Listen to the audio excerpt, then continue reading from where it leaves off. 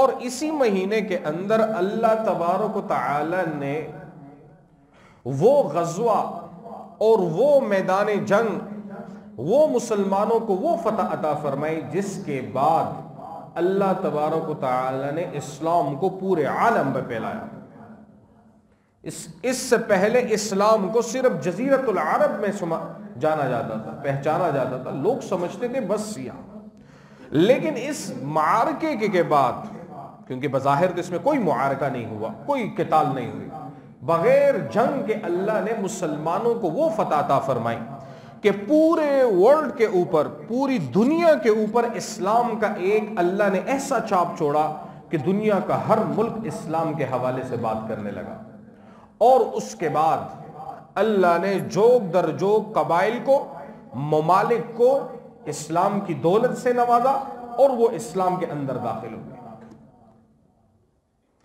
اب جب یہود و نصارہ نے قرآن کا مطالعہ کیا تو انہیں تو یہ بات معلوم تھی کہ بھئی اللہ کے نبی محمد الرسول اللہ تو نبی ہے، نبوت کے دعویٰ کر چکے ہیں اور جزیرت العرب ان کے کنٹرول میں ہے، تو شاید ان کے دلوں میں اور ذہنوں میں یہ بات بیٹھ گئی کہ اللہ کے نبی کا بس یہاں پہ بس تھا، جزیرت العرب تک۔ لیکن اللہ کے نبی کیا تھے؟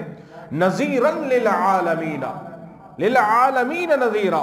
اللہ کے نبی اور قرآن دونوں اللہ نے قیامت تک آنے والے انسانوں کے لیے نذیر و بشیر جاری فرمایا۔ تو اللہ کے نبی محمد الرسول اللہ نے ارد گرد کے جتنے بھی قبائل ہیں اس کو فتح فرمایا، تو اللہ کے نبی نے روم کی طرف جو ہے اپنی نظر ڈالی کہ اب اسلام کو جزیرت العرب سے نکل کر روم تک، سپر پاور ہے جو آج کا، یعنی اس وقت کا جو سب سے بڑا سپر پاور تھا وہ روم تھا۔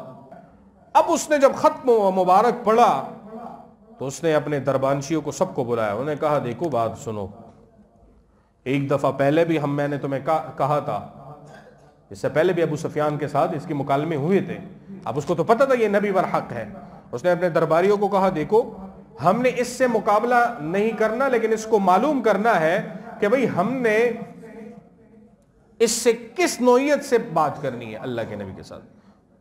اس نے کہا کس طرح معلوم کریں گے؟ کہتے ہیں میں طریقہ بتاتا ہوں، کوئی ایک نصارہ عیسائی کو لاؤ جو پکا عیسائی ہو، جو سب کچھ دیکھنے کے بعد بھی ایمان مسلمانوں پہ نہ لائے۔ اس کا نام تھا نوحی، اس کو بلایا گیا، اس نے کہا یہ میرا خط لو، جوابی خط لو، لیکن خط مقصود نہیں ہے، تم نے وہاں پہ اللہ کے نبی کے پاس 3 باتیں دیکھنی ہیں۔ نمبر 1، اللہ کے نبی تم سے اس خط کے متعلق پوچھیں گے جو اللہ کے نبی نے میرے پاس بھیجا ہے۔ نمبر 2، اللہ کے نبی تم سے دن اور رات کے متعلق پوچھتے ہیں کہ نہیں پوچھتے، یہ ذرا دیکھنا۔ اور نمبر 3، اس نبی کے دونوں شانوں کے قریب درمیان میں مہر نبوت ہوگی، تو نے اس کو دیکھنا ہے۔ وہ کہتے ٹھیک ہے، بڑا چالاک آدمی تھا، ہوشیار مکار قسم کا آدمی تھا، ہوتے ہیں نا بعض فطرتی طور پہ اللہ نے دی ہوتی ہے ان کو چالاکی۔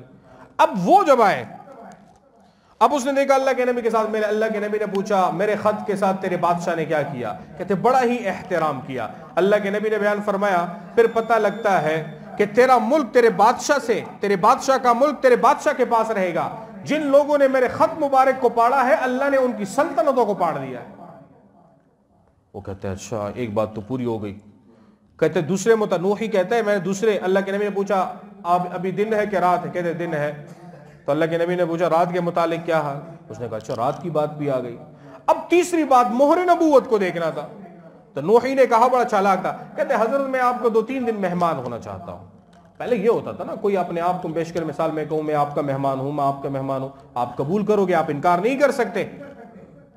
اگر آپ انکار کریں گے تو پورے قبائل میں اس کو بدنام کیا جاتا، مہمان نہیں پال سکتا۔ آج کل کے مہمان کی بات نہیں کر رہا، اس دور کے مہمان کی بات کر رہا ہوں، ٹھیک ہے نا۔ مہمان 3 دن تک مہمان ہوتا ہے، اس کے بعد وہ مہمان نہیں، وہ خود میزبان کی طرح میزبان ہوگا، یعنی کہ 3 دن کے بعد بھی کہے گا کہ بھائی نہیں، 3 دن کے بعد علماء نے لکھا ہے 3 دن کے بعد اگر تم کھیتوں میں کام کرتے ہو تو اس مہمان کو بھی کام کرواؤ، وہ تمہارے گھر کا فرد شمار ہوگا۔ بار کے وہ اپنی جگہ پہ باتیں۔